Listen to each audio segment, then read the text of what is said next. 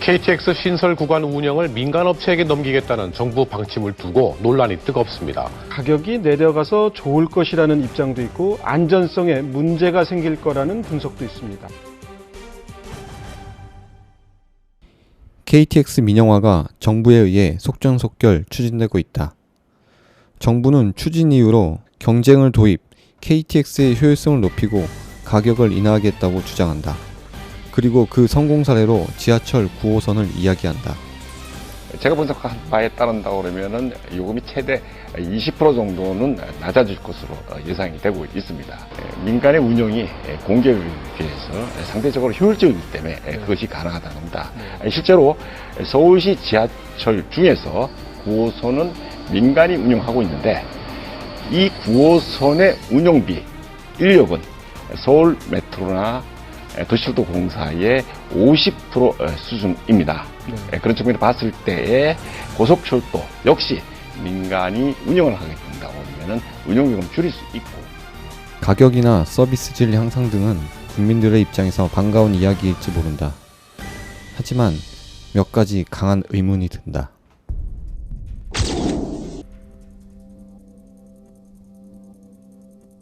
우선 국토해양부가 성공 사례로 제시한 서울 지하철 9호선은 갑자기 요금을 50%에 가까운 500원을 올리겠다고 밝혔다.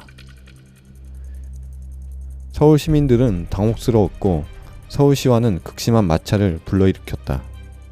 지하철 9호선은 현대건설 사장 출신 이명박 시장의 임기 중에 우선 협상 대상자로 현대로템 컨소시엄으로 급하게 변경되어 특혜 의혹을 불러일으켰다. 그리고 제2대 주주로는 이명박 대통령 일가와 연계되어 있다는 의혹을 받고 있는 맥쿼리다.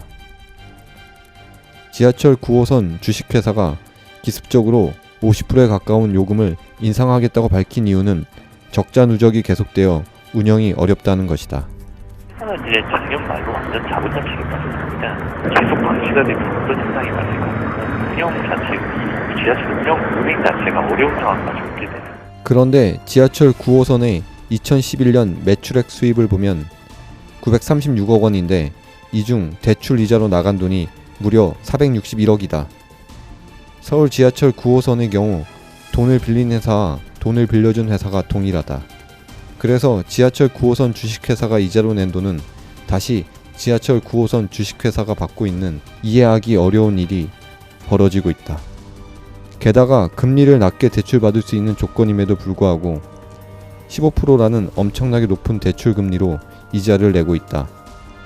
이명박 시장 시절 맺은 최소 운영 수입 보장제 협약으로 서울시는 3년간 715억을 이자로 대신 내고 있다.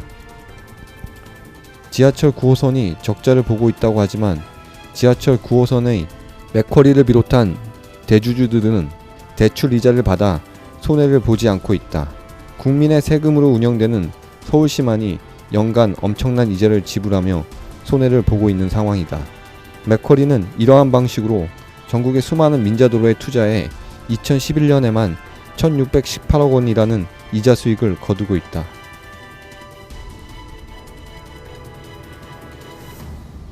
정부는 2015년 개통 예정인 강남 수서발 목포, 수서발 부산 간 KTX 운영권을 민간기업에 넘기는 방안을 공식화했다. 14조 원이라는 어마어마한 국고를 들여 수도권과 호남 고속철도를 만들고 그 운영을 민간에 넘긴다는 것이다. 공기업 코레일에서 운영하는 철도 중에 KTX만이 연간 3천억 원 이상의 흑자를 내는 알짜배기 구간이다.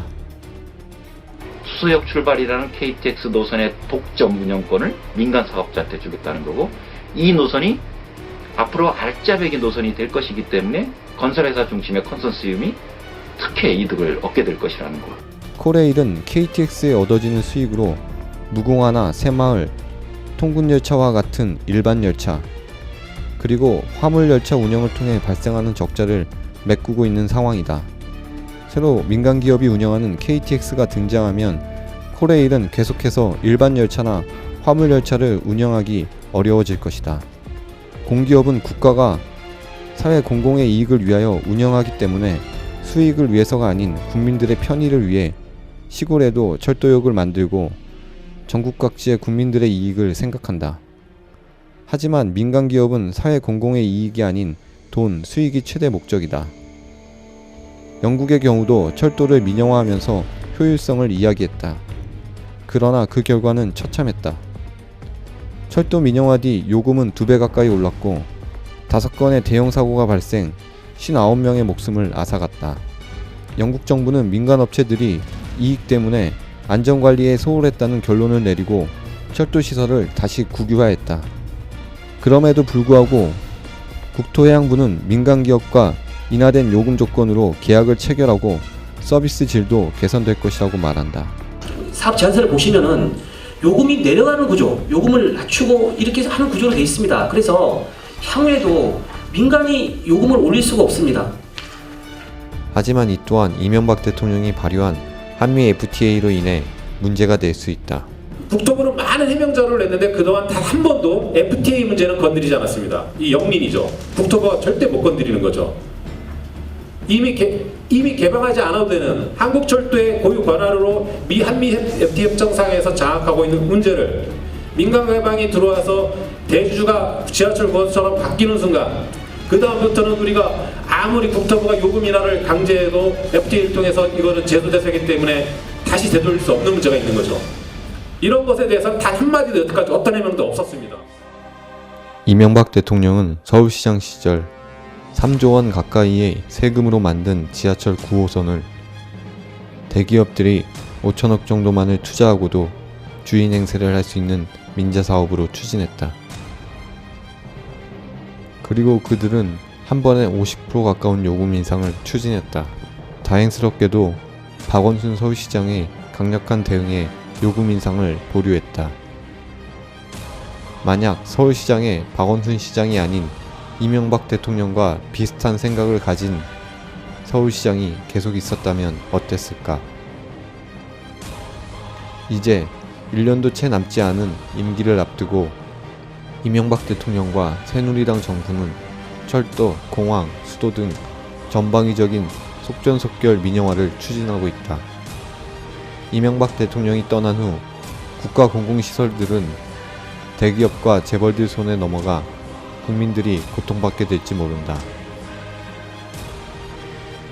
또 하나의 큰 걱정은 박원순 시장처럼 재벌들의 횡포에 맞서 국민 편에 설 누군가가 그때는 없을지도 모른다는 것이다.